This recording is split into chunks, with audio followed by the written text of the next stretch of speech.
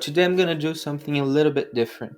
I'm gonna tell you which passport I would have if I could only have one, or if I could only have two, three, four, and five.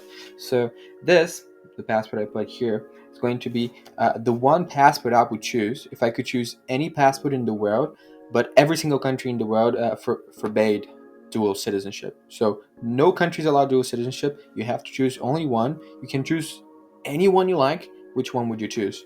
And then same for all those. So if you could only choose one, then that would be it. If you could only choose two, then what would be the combo?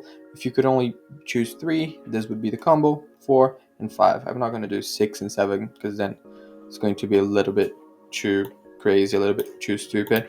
So out of all the countries in the world, if I could be a citizen of just a single country, to try obviously to get the most bang for my buck, there's great countries in the world: America, Switzerland, the UK, Italy, Canada, Singapore. But uh, I really value freedom of movement because I think if you have freedom of movement, you can kind of move where you're treated best at the moment.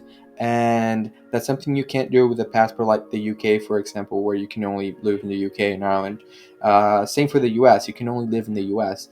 Granted, the US is an exception because it's huge and the states are very different, but I think Ireland is one of the best. It gives you the UK, it gives you Europe, and then just like the prospects at the country. You know, the fact that it doesn't have like a high debt, that that it's working on a budget surplus, that it's fairly economic free, that it's been growing. It has good prospects, you know, whereas like some other countries that are near as good as Ireland, for example, Italy, they have much more of a grim future ahead.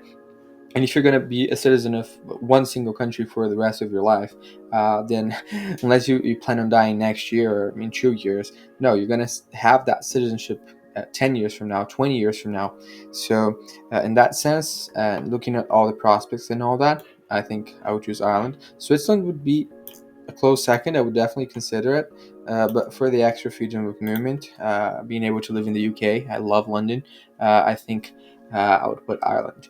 Okay, so now for two passports. For two passports, I would keep the Irish passport, naturally. I mean, not always will it happen, but if I could keep like two passports, so same rules apply. I can have two, any two I want, but only two, and I can never like change or anything. I would still have Ireland as one of them, and this choice is a little bit harder. Switzerland, even though it would be my second choice if I could only have one passport, now that I already have Irish, I feel like it's just going to be like, as an Irish citizen, I can still live in Switzerland. It's not the same as a Swiss citizen, and there are more perks. Like Switzerland is like a richer country, but I feel like I would still not put Swiss on here. Maybe like if I could have five or four, but no, having Irish, I wouldn't choose Swiss.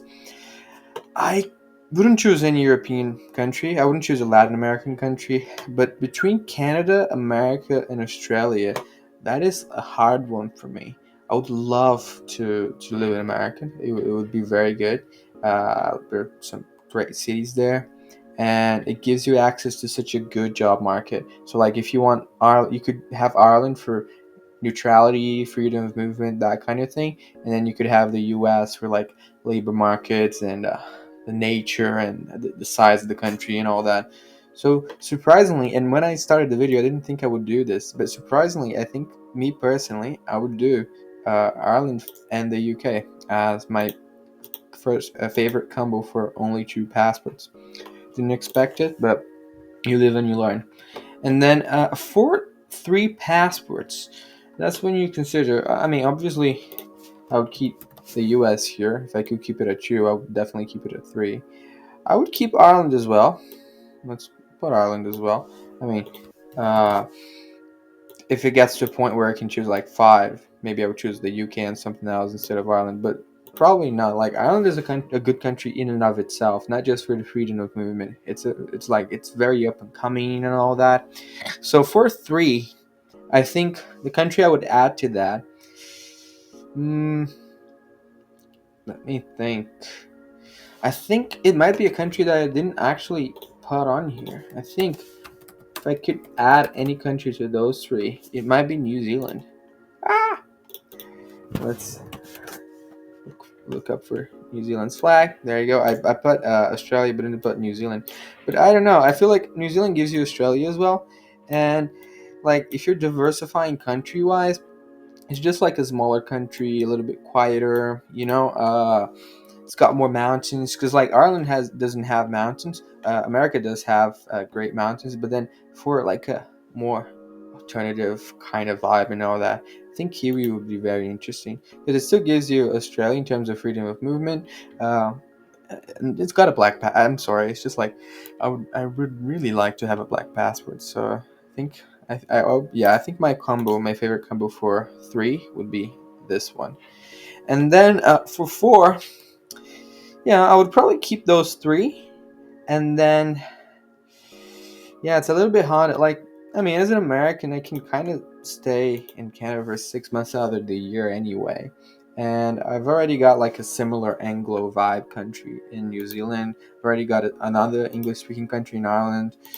So now I think I would be between maybe Switzerland and some Latin American country. Singapore, we're supposing that you could get dual citizenship, even though you actually can. But I don't. Yeah, maybe Singapore would be interesting. Like, it's such a small country, and you can already get like pretty good visa free travel with the other ones. Yeah, I don't know. I think I'll go. Let's double those three. Oh, I can't do that. Yeah, I have to do one by one. But yeah, I would definitely keep with Ireland. I don't regret it. I would keep to America for for personal taste, if not for anything else. Uh, and no, uh, damn, it's hard. Ah, okay. I'll go for.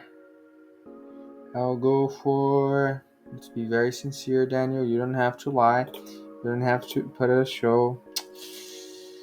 Okay, yeah, I'll go to Brazil.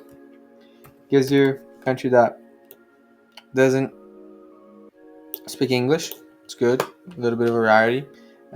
Bigger country, more like America than like New Zealand and Ireland. Uh, Diverse, definitely, and overall like nature and stuff.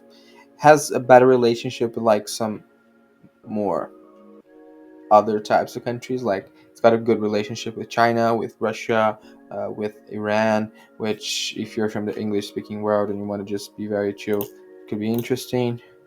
So yeah, I think yeah. For now, yeah, for four, I would put this, and then the last passport I would choose, if I could choose a fifth passport, I would keep to those four, and not the UK, not Italy, not Canada.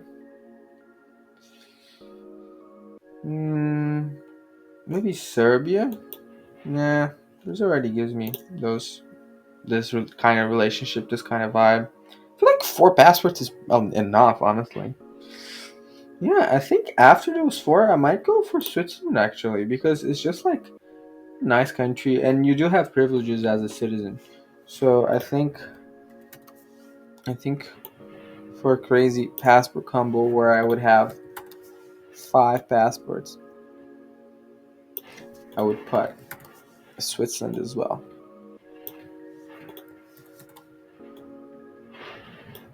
And this one. Let's make it smaller so it can fit. There you go. An extra Swiss passport. Yeah, I feel like if I could have five, I mean, EU and the UK, Australia, New Zealand, North America, Latin America. I mean, I'm a Westerner after all. Getting like a random Asian passport, I feel like it wouldn't make that much sense. Yeah, hope you liked it.